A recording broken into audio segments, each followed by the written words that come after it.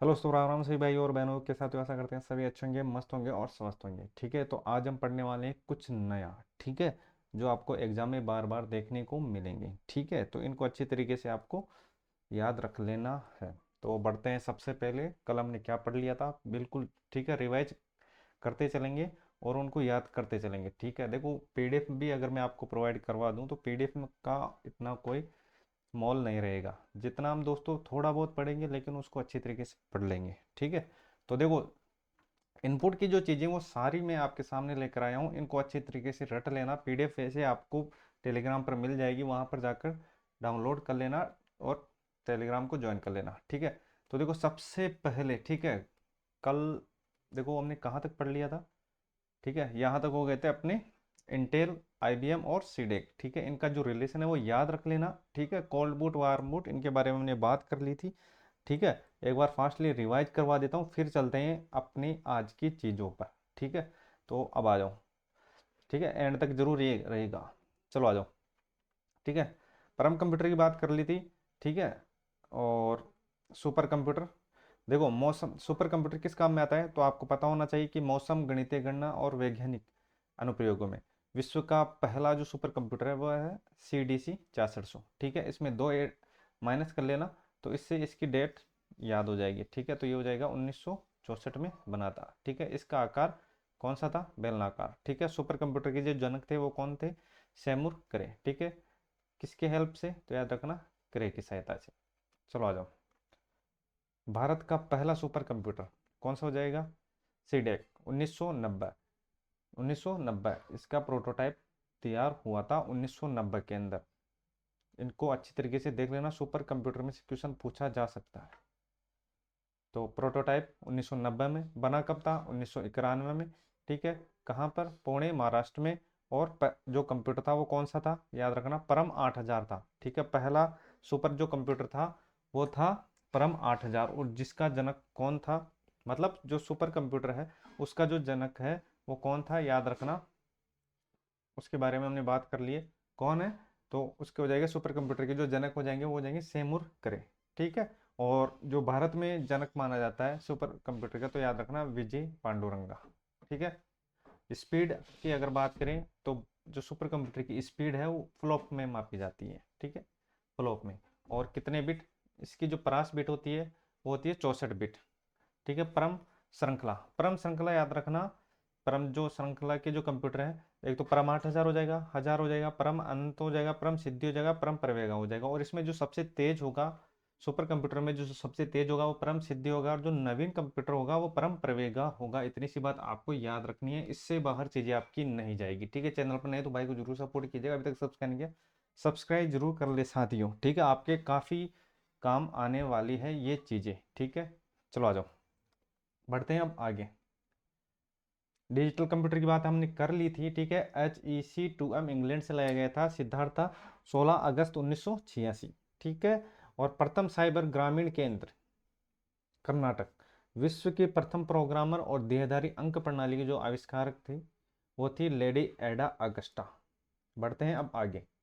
सैद्धांतिक कंप्यूटर के जनक Alan Turing. बंद कंप्यूटर को अगर ऑन करते हैं, बंद कंप्यूटर को अगर ऑन करते हैं तो वो कोल्ड बूट कहलाता है, और चालू कंप्यूटर को दोबारा चालू करते हैं तो वो हो जाएगा वार्म बूट।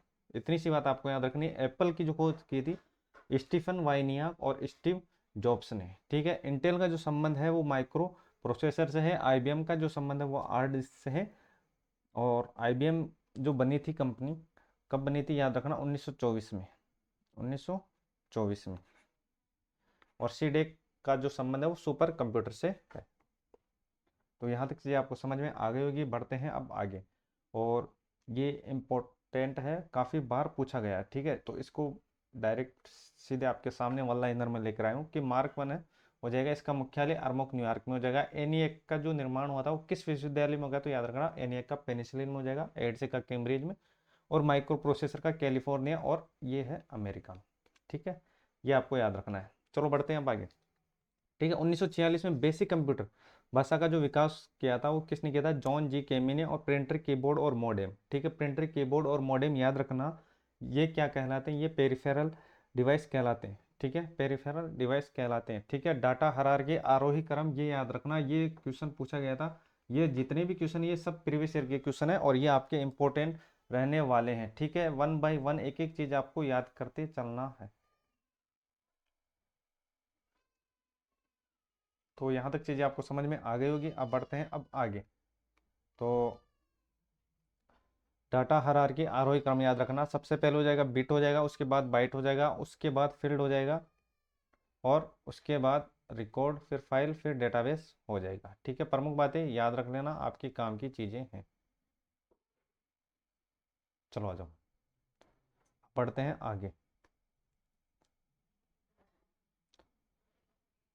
चलो नेक्स्ट, गणय के अंदर स्लाइड रूल, जिसका आविष्कार किसने किया था? वी आर ट्रेड ने। किसने? वी आर ट्रेड ने। फ्लॉप, फ्लॉप की जो फुल फॉर्म होती है, फ्लॉप किसके काम में आता है? तो आपको पता होगा कि सुपर कंप्यूटर की जो स्पीड मापी जाती है वो फ्लॉप में मापी जाती है, जिसका फुल फॉर्म होता है floating point operation per second. याद रखना, इंपॉर्टेंट है। ठीक है, वैसे देखो फुल फॉर्म काफ़ी है, लेकिन ये इंपॉर्टेंट है, इनमें बार बार रिवाइज हो रहे हैं, मतलब प्रीवियस ईयर में रिवाइज हो रहे हैं, तो इनको तो आपको अच्छी तरीके से रट के जाना ही है। ठीक है, फ्लॉप मतलब floating point operation per second. CDAC, centre for development advance computing. ठीक है, CDAC, centre for development advance computing. आ जाओ, अब बात करते हैं कंप्यूटर के क्रमबद्ध आदेश। सबसे पहले पीसी हो जाएगा, फिर सुपर माइक्रो हो जाएगा, फिर लार्ज हो जाएगा, और फिर सुपर कंप्यूटर हो जाएगा। ये आपको याद रखना है, ये क्रम काफी बार पूछा गया है। ठीक है, आर्थिमोमीटर, आर्थिमोमीटर जेवियर थॉमस ने खोज की थी। और संपादक प्रणाली, ये याद रखना, ये काफी इंपॉर्टेंट है। संपादक प्रणाली आईपीओ याद रखना। आईपीओ, आईपीओ मतलब क्या होता है? देखो, आईपीओ मतलब आई मतलब होगा इनपुट, ओ मतलब हो जाएगा आउटपुट, और एस मतलब क्या हो जाएगा? ओ मतलब क्या हो जाएगा? आउटपुट हो जाएगा, पी मतलब प्रोसेस हो जाएगा। ठीक है, आईपीओ तो इनपुट, प्रोसेस और आउटपुट। ठीक है, अगर इसके आगे पूछे तो एस से लगा देना, मतलब एस से हो जाएगा स्टोरेज हो जाएगा, सी से क्या हो जाएगा? कंट्रोल हो जाएगा। तो ये पांच चीजें हैं आपको याद रखनी है, IPO SC, input, process, output, storage और कंट्रोल। ठीक है, बड़े अब आगे। तो यहाँ तक चीजें आपको समझ में आ गई। चैनल पर नहीं तो भाई को जरूर सपोर्ट कीजिएगा, सब्सक्राइब करके सब्सक्राइब जरूर कर ले साथ ही। चलो आ जाओ, और भारत का पहला कंप्यूटरीकृत डाकघर कौन सा हो जाएगा? ये हो जाएगा नई दिल्ली। डाटा प्रोसेसिंग सही क्रम, पहले डेटा हो जाएगा, फिर सूचना, फिर जानकारी हो जाएगा। कुछ फुल फॉर्म है जो बार बार पूछी जा रही हैं, इनको अच्छे तरीके से रट लेना। मिडडी का, यूएस वीजे का, एमएमयू का, और सीएमओ एस का। ठीक है, तो मिडडी हो जाएगा musical instrument digital interface. Musical instrument digital interface, MIDI का। ठीक है, वीजे का याद रखना, वीजे मतलब video graphics array, video graphic array, video graphic array, video graphic array. ठीक है, बार बार मैं रिवाइज कर रहा हूँ ताकि आपको यही याद हो जाए। MMU, memory management unit. ठीक है, मेमोरी मैनेजमेंट यूनिट। सीएमओएस मतलब complementary metal oxide semiconductor, semiconductor. चलो बढ़ते हैं अब आगे।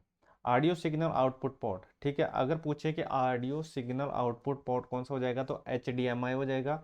रियल टाइम क्लॉक नियंत्रण CMOS हो जाएगा, और साउंड कार्ड हो जाएगा, मिड्डी हो जाएगा। और VGA में कितनी पिन होती है? मतलब वीडियो ग्राफिक्स एरे के अंदर वो होती है 15 पिन होती है। कितनी होती है? 15 पिन होती है, ये आपको याद रखनी है। चलो बढ़ते हैं अब आगे। ठीक है, आज पढ़ेंगे कुछ नया। ठीक है, आ जाओ, इनपुट के बारे में पढ़ेंगे। ठीक है, और इनपुट में कौन कौन सी चीज़ें हैं वो भी हम पढ़ने वाले हैं। सबसे पहले इनपुट की जितनी भी चीज़ें हैं वो हम देख लेते हैं। तो इनको याद रखना, ये सभी इनपुट होंगे। इनपुट मतलब कंप्यूटर में एंटर, मतलब कोई भी आप जो चीज़ें हैं वो हम एंटर करेंगे वो हो जाएगा इनपुट। ठीक है, और जो चीज़ अंदर से बाहर आ रही है वो हो जाएगी आउटपुट। चले अब आगे। तो सबसे पहले बात करते हैं कीबोर्ड। आपको पता होगा कीबोर्ड से हम निर्देश देते हैं। ठीक है, माउस हो जाएगा, स्कैनर हो जाएगा, ट्रैक बॉल हो जाएगा। ये याद रखना, ट्रैक बॉल और जॉयस्टिक और लाइट पेन, उनके साथ याद रख लेना स्टाइल इस टच स्क्रीन, टच स्क्रीन। ठीक है, जो टच स्क्रीन होती है वो आउटपुट और इनपुट दोनों का काम करती है। आगे उसकी हम बात करने वाले। टच पैड हो जाएगा, डिजिटल कैमरा हो जाएगा, वीडियो कैमरा हो जाएगा, वेब कैमरा हो जाएगा, डिजिटलाइजर हो जाएगा, बायोमेट्रिक सेंसर हो जाएगा, मशीन हो जाएगा, माइक्रोफोन हो जाएगा, वॉइस और स्पीच रिकॉग्नाइजेशन सिस्टम, किम्बले टैग और रीडर। बीसीआर याद रखना, एमआईसीआर याद रखना, ओएमआर याद रखना, और ओसीआर, एससीआर, क्यूआर, रीडर, इन सभी को याद रख लेना। ये सारे आपके काम के हैं, ये सारे इनपुट की गिनती में आते हैं और सारा याद रख लेना, ठीक है। इससे बाहर जो चीज़ें होगी वो आउटपुट के अंदर आ जाएगी। इनपुट में जितनी अधिकांश चीज़ें होगी वो सारी चीज़ें इसके अंदर ऐड की है, तो इनपुट में इससे बाहर चीज़ें आपकी नहीं जाएगी। वैसे आपको पीडीएफ टेलीग्राम पर मिल जाएगी, वहाँ पर जाकर आप ज्वाइन कर लेना, और इससे बाहर चीज़ें आपकी नहीं जाएगी। इनपुट्स में इनसे ज़्यादा नहीं पूछा जाता, तो ये जो चीज़ें हैं ये आप याद रख लोगे तो आपको दिक्कत नहीं आने वाली। चले अब आगे, तो देख लो, थोड़ा मैं इसको और सही कर देता हूँ, आपके देखने में आसानी रहे। चलो आ जाओ।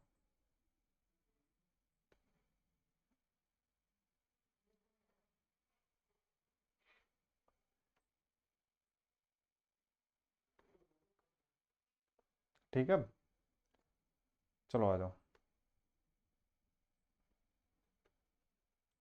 नेक्स्ट बढ़ते हैं अब आगे। आज की जो इम्पोर्टेंट क्लास होने वाली है, अब कुछ कीवर्ड है, जैसे आपको पता होगा कि जो फंक्शन की होंगे वो फंक्शन की होगा, कितने 12 फंक्शन की है, तो उनमें सारी चीज़ें आपको याद होनी चाहिए। फंक्शन की में से एक ना एक क्वेश्चन जरूर पूछा जाता है कि कौन सा फंक्शन किस काम में आता है, ठीक है। तो 12 तक की होगी, फंक्शन की 12 होती है, और उसमें कौन कौन सी इंपॉर्टेंट है और कौन कौन सी इंपॉर्टेंट नहीं है, ठीक है। तो ये आपको याद रखना है, और एक एक चीज़ को हम बिल्कुल बेसिक से याद करने वाले हैं, तो बने रहेगा। चलो आ जाओ। तो सबसे पहले लेते हैं F1, ठीक है। F1 किस काम में आता है, F1 किस काम में आता है ये भी आपको पता होना चाहिए। F1 होगा हेल्प, मतलब सहायता के लिए। F1, F2 की बात करते हैं रीनेम, मतलब ये होगा कि कोई फाइल अगर पहले से सेव है उसको अगर दूसरे नाम से सेव करना है, ठीक है, तो उसमें एडिट हो जाएगा, उसको बोलेंगे रीनेम। और तीसरा सर्च के लिए, और चौथा हो जाएगा MS वर्ड में अंतिम दोहरान के लिए या दोहराने के लिए, तो ये आपको याद रखना है। और देखो F2 का प्रयोग किस किस में होता है ये भी आपको याद रखना है। F2 का प्रयोग किस किस में होता है, एक तो रीनेम में, और अगर आप इसके साथ Ctrl+F2 यूज करोगे तो प्रिंट व्यू के लिए भी ये डायरेक्ट शॉर्टकट कुंजी है। तो ये आपको याद रखना है। चैनल पर नहीं तो भाई को जरूर सपोर्ट कीजिएगा, अभी तक सब्सक्राइब नहीं किया सब्सक्राइब जरूर कीजिएगा साथियों, ठीक है। यहाँ पर आपको सारी इंफॉर्मेटिव चीज़ें मिलने वाली है। अभी हम कंप्यूटर की चीज़ें ये कंप्यूटर का बेसिक पढ़ रहे हैं, इसके बाद जैसे कंप्यूटर की क्लासें समाप्त होती है और जितने भी इंपॉर्टेंट फैक्ट है वो मैं आपको अच्छी तरीके से रटवा दूंगा। प्रीवियस ईयर में जितने भी क्वेश्चन आए हुए सारे क्वेश्चन आपको या तो टेलीग्राम के माध्यम से आपको प्रोवाइड करवा दूंगा, या ऐसे मैं आपको करवा दूंगा, ठीक है। तो ये आपको याद रखना। देखो ट्रिक याद रखना, एच आर एस एम, ठीक है। ये चार की तक याद होगा, मतलब एच से हो जाएगा हेल्प, आर से हो जाएगा रीनेम हो जाएगा, एस से हो जाएगा सर्च हो जाएगा, और मैं एम से हो जाएगा MS वर्ड में अंतिम दोहरान के लिए। F5 याद रखना, F5, ठीक है। ये की है फंक्शन कुंजी, ये 12 है। और देखो F5 स्लाइड शो, काफ़ी बार पूछा गया है कि स्लाइड शो में कौन सी की काम में ली जाती है, तो याद रखना MS पॉइंट की बात हो रही है, तो वो हो जाएगा F5। कौन सी हो जाएगी, F5 हो जाएगी। F6 की बात करता हूँ, एड्रेस के बारे में काम आता है, सबको पता होगा। फंक्शन कुंजी में सबसे मोस्ट इंपॉर्टेंट जो की होने वाली है वो हो जाएगी F7 एरर के काम में आती है। इसमें भी दो चीज़ें होती हैं, स्पेलिंग चेकिंग और ग्रामर चेकिंग, ठीक है। इनमें दोनों दो चीज़ें होंगी, आगे हम उसके बारे में पढ़ने वाले। अभी आपको ये याद रखना है कि जो F7 है वो ग्रामर चेक के लिए काम में आती है, ग्रामर एरर के बारे में काम में आती है। F8 की बात करते हैं, अगर इसको 2 बार दबाओगे तो शब्द सेलेक्ट होंगे, और 3 बार दबाओगे तो पैराग्राफ। नॉक की बात करते हैं F9 की, तो माइक्रोसॉफ्ट आउटलुक में ईमेल भेजने के लिए ये काम में आते हैं। और 10 की बात करता हूँ तो मेन्यू, ठीक है, उसमें हो जाएगा मेन्यू बार एक्टिव करने के लिए F10। और F11 ये इंपॉर्टेंट है, ठीक है। इसमें दो तीन कुंजी हैं जो मोस्ट इंपॉर्टेंट है, जो सीधी सीधी पूछी जाती है। एक तो F7 याद रख लेना, और स्लाइड शो याद रख लेना, और रीनेम याद रख लेना, और फुल स्क्रीन याद रख लेना। सेव एज सभी को पता होगा कि सेव एज क्या होगा, ठीक है। तो F11 हो जाएगा फुल स्क्रीन, और F12 हो जाएगा सेव एज। देखो सेव एज क्या होता है, सेव क्या होता है और सेव एज क्या होता है। सेव तो होता है कि डायरेक्ट फाइल के नाम से सेव हो जाए, और सेव है जो होगा कि आप डॉक्यूमेंट्स को नाम दे सकते हो, किसी भी डॉक्यूमेंट्स को किस भी तरीके से ऐड कर सकते हो किसी भी नाम से। ठीक है, तो ये बात आपको याद रखनी है। सेव एज में यही फर्क होता है कि सेव डायरेक्ट सेव हो जाता है, जैसे डॉक्यूमेंट्स में आपने फाइल सेव की तो वो डॉक्यूमेंट्स 1 के नाम से सेव हो जाएगा। तो बस ये चीज़ें, और सेव एज में आपको कोई नाम से सेव करना पड़ेगा। तो यहाँ तक चीज़ें आपको समझनी होगी, यहाँ तक चीज़ें आपको समझ में आ गई होगी। अब बात करते हैं आगे। कुछ इन्फॉर्मेशन मैं आपको देना चाहता हूँ, तो ये आपको देख लेना है, 2 मिनट लगेंगे मात्र। चलो आ जाओ, तो बात करते हैं।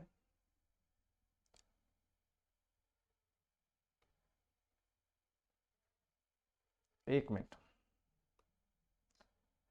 देखो भाइयों और बहनों, कुछ इंपॉर्टेंट चीज़ें जो आपके सामने मैं लेकर आया हूँ, और ये आपको ध्यान में रखनी है। अगर आपको ज़रूरत है तो ही आप इसमें चीज़ें ऐड कर सकते हो या ऐड हो सकते हो। आ जाओ। तो देखो, आपका कौन कौन सा पोर्शन इसके अंदर रहने वाला है, किस पोर्शन का कितना वेटेज रहने वाला है, सारा मैं आपको बता देना चाहता हूँ, और इसी हिसाब से आपको तैयारी करनी है। तो देखो, सबसे पहले PYQ। ठीक है, इंडिया जीके में जो भी चीज़ें होंगी, जैसे ज्योग्राफी हो गया और हिस्ट्री हो गया, हिस्ट्री में प्राचीन हो गया, मध्यकालीन हो जाएगा और आधुनिक हो जाएगा। और राजस्थान जीके 60 नंबर का है, पॉलिटी इसी के अंदर आ जाएगा। ठीक है, उसमें राजस्थान पॉलिटी और इंडिया पॉलिटी। कंप्यूटर 30 नंबर का है, हिंदी और इंग्लिश 44 नंबर की है, और करंट की चीज़ें। ये सारी चीज़ें आपको प्रोवाइड करवा रहा हूँ मैं मात्र और मात्र 51 रुपये में। ठीक है, जो भी भाई जुड़ना चाहता है वो जुड़ सकता है, कोई पे इतना दबाव नहीं है। 51 रुपये में, और जब तक आपका एग्ज़ाम नहीं हो जाता तब तक चीज़ें आपको वहाँ पर मिलती रहेगी। ठीक है, सारी चीज़ें मैंने इतने में कर दी है, इससे कम देखो आपको कहीं भी नहीं मिलने वाली। और हैंड रिटन नोट्स है, इससे बाहर चीज़ें आपकी नहीं जाएगी। इंडिया जीके में जितने भी प्रीवियस ईयर के क्वेश्चन आए हुए, चाहे कल्चर को ले लो या मिडा कल्चर में कल्चर और हिस्ट्री हो गई, और जितने भी इंपॉर्टेंट फैक्ट है प्रीवियस ईयर में जितने भी क्वेश्चन आए हुए, सारे क्वेश्चन आपको वहाँ पर मिलने वाले हैं। और इंग्लिश में भी आपको साथियों एडियम फ्रेजर 500 के समथिंग मिलेगी प्रीवियस ईयर में जितने भी आए हुए हैं, और 200-300 के समथिंग आपको सिनोनिम्स और एंटोनिम्स मिल जाएगी। इससे बाहर चीज़ें आपकी नहीं जाएगी। ठीक है, उनको रट जाना, उससे बाहर चीज़ें नहीं जाएगी। करंट की चीज़ें मैं आपको अपलोड कर दूंगा, उससे बाहर चीज़ें आपकी नहीं जाएगी जाने वाली, करंट से रिलेटेड। ठीक है, जिसमें आपके जो राजस्थान का होगा वो तो होगा ही होगा, उसके साथ भारत और इंटरनेशनल करंट भी आता है, उसमें भी 2-3 क्वेश्चन आते हैं, तो उसको भी ध्यान में रख लेना। जो भी भाई और बहन लेना चाहता है वो ले सकता है मात्र 51 रुपये में। ठीक है, और ये चलेगा आपके एग्ज़ाम तक। कहाँ तक? एग्ज़ाम तक। आप इसकी फ़ोटोकॉपी भी निकलवा सकते हो। देखो, कंटेंट में कोई भी कमी नहीं मिलेगी आपको। ठीक है, मैं चाहता हूँ कि मेरा भाई और मैं मेरे से जुड़े रहें, और मैं उनकी एंड तक हेल्प करता रहूँ। तो बस यही चीज़ें हैं, अगर आपको अच्छा लगे तो ठीक है ना, तो हम पढ़ाए रहें और आप पढ़े रहे हो। ठीक है, वैसे टेलीग्राम पर मिल जाएगी सारी चीज़ें। और बात करते हैं आगे। जो भी भाई और बहन लेने का इच्छुक हो वो ले सकता है। ठीक है, कंटेंट आपको कोई भी कम नहीं मिलेगा। सारे एक एक पार्ट के इतने क्वेश्चन हैं और इतनी थ्योरी है कि उससे बाहर चीज़ें नहीं जाएगी। लूसेंट का पूरा 2 कॉपी मैंने उसके अंदर ऐड कर रखा है, और जितने प्रीवियस ईयर के क्वेश्चन आए हैं वो सारे उसके अंदर ऐड कर दिए। ठीक है, आप लेना चाहो तो ले सकते हो, डिस्क्रिप्शन में मैंने लिंक दे दिया है, जाकर वहाँ से ले सकते हो। चलो आ जाओ, अब बात करते हैं कीबोर्ड की। अभी तक तो हो गई अपनी बात, अब बात करते हैं पढ़ाई की। चलो कीबोर्ड की बात करते हैं। देखो, कीबोर्ड में आजकल देखो सीधे सीधे क्वेश्चन पूछने बंद हो गए, थोड़ा घुमा वाले क्वेश्चन आने लग गए। तो देखो, कीबोर्ड कीबोर्ड याद रखना, कीबोर्ड की जो खोज की थी वो किसने की थी? क्रिस्टोफर लादम ने 1868 के अंदर। और डाटा एंट्री में सर्वाधिक जो प्रयोग ले जाती है वो ले जाती है कि कौन सी? कीबोर्ड। तो याद रखना, इसमें जो PS पिन लगती है वो लगती है PS2। ठीक है, आजकल तो USB आ गई है, लेकिन पहले लगती थी PS2। और ये किस सिद्धांत पे कार्य करता है? तो याद रखना, ये CUI सिद्धांत पे कार्य करता है, और जो माउस होता है वो GUI सिद्धांत पे कार्य करता है। दोनों में डिफरेंट है, ये भी आपको याद रखना है। इसकी जो खोज हुई थी वो 1868 में हुई थी, और उसकी जो खोज हुई थी माउस की, जो 1964 के अंदर हुई थी, उसकी आगे हम बात करने वाले हैं। ठीक है, इसके 1868 में पूछा जा सकता है कि कीबोर्ड की खोज कब हुई थी, माउस की खोज कब हुई थी। सारी चीजें, मैं सारा कंटेंट आपके सामने लेकर आऊंगा, एक भी चीज आपकी नहीं जाएगी। ये बेसिक क्लास है, आप पढ़ लेना। उसके बाद जितने भी क्वेश्चन आए हैं सारे लगाना, कौन सा क्वेश्चन नहीं बनता है वो आप कमेंट बॉक्स में उसको पूछ सकते हो। ठीक है, सारे क्वेश्चन बनेंगे लगभग लगभग, फिर भी कोई चीज रह जाती है तो आप पूछ सकते हो। PS2 पिन लगती थी इसके अंदर। देखो आजकल जो कीबोर्ड में बटन होंगे वो हो जाएंगे 104, और फंक्शनों के आधार पे अगर पूछा जाए तो वो हो जाएंगे 108। 108 फंक्शनों के आधार पे अगर पूछा जाए तो 108 हो जाएंगे, और आजकल अगर जो कीबोर्ड में बटन होंगे वो कितने होंगे, 104 हो जाएंगे। कितने हो जाएंगे, 104 हो जाएंगे। ये आपको याद रखना है, 104 और 108। CUI का फुल फॉर्म आपको पता होना चाहिए, character user interface. Character user interface ये आपको याद रखना है, पूछा जा सकता है। बढ़ते हैं अब आगे, चैनल पर नहीं तो भाई को जरूर सपोर्ट कीजिएगा। प्रिंटर, देखो प्रिंटर में क्या क्या पूछा जा सकता है। प्रिंटर में एक तो खोज पूछा जा सकता है, और इसकी मापन इकाई पूछी जा सकती है, इतना अधिकांशतः। मैंने अभी तो दोस्तों जितने भी प्रीवियस ईयर के क्वेश्चन आए हैं प्रिंटर से रिलेटेड, एक तो इसमें देखो मापन की चीजें पूछी जाती है अधिकांशतः। पूछ लिया जाता है कि इनमें से कौन सी प्रिंटर की जो मापन इकाई है कौन सी नहीं है चारों में से। ये आपको पता होना चाहिए, तीनों पता होना चाहिए CPS में। ठीक है, कैरेक्टर पर सेकंड, लाइन पर सेकंड, और PPM पेज पर मिनट। ठीक है, तो इसकी जो खोज की थी वो की थी गुटेनबर्ग ने। किसने की थी, गुटेनबर्ग ने इसकी खोज की थी, ये आपको याद रखना है। किसने की थी, गुटेनबर्ग ने इसकी खोज की थी। तो ये इंपॉर्टेंट चीजें हैं, और इसको अच्छे तरीके से याद रख लेना। चलो बढ़ते हैं अब आगे, नेक्स्ट।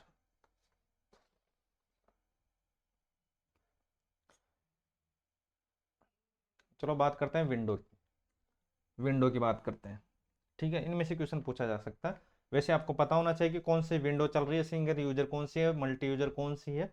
तो सारी चीजें हम बात करने वाले हैं, कौन सी विंडो चल रही है वर्तमान के अंदर। तो सबसे पहले बात करते हैं साथियों सिंगल यूजर ऑपरेटिंग सिस्टम और सिंगल यूजर। ठीक है, single user operating system question पूछा जाता है। Single user user operating operating system.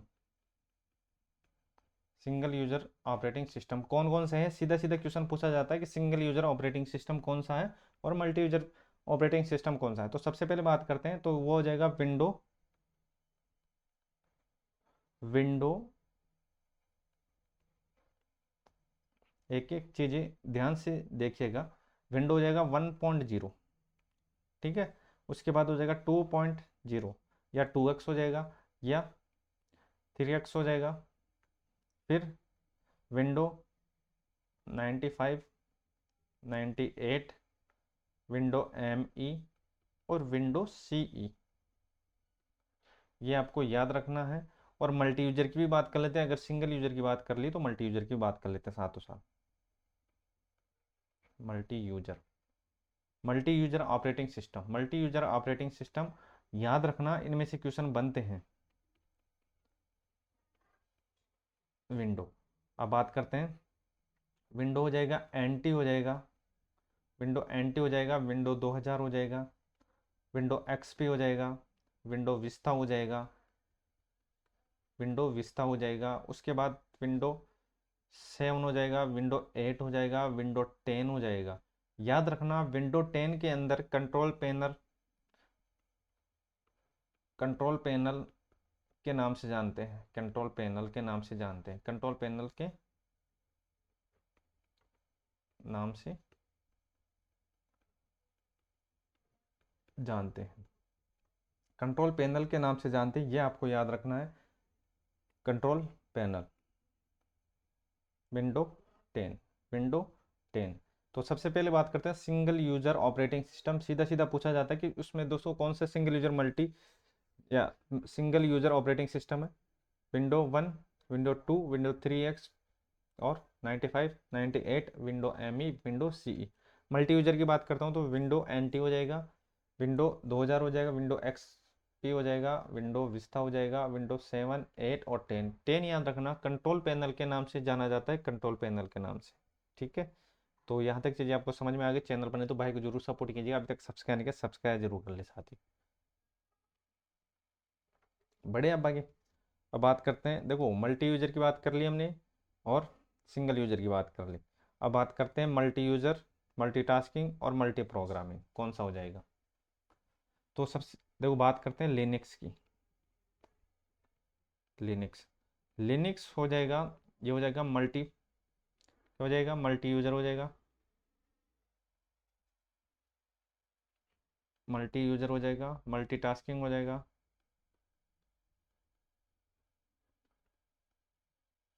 Multitasking हो जाएगा, मल्टी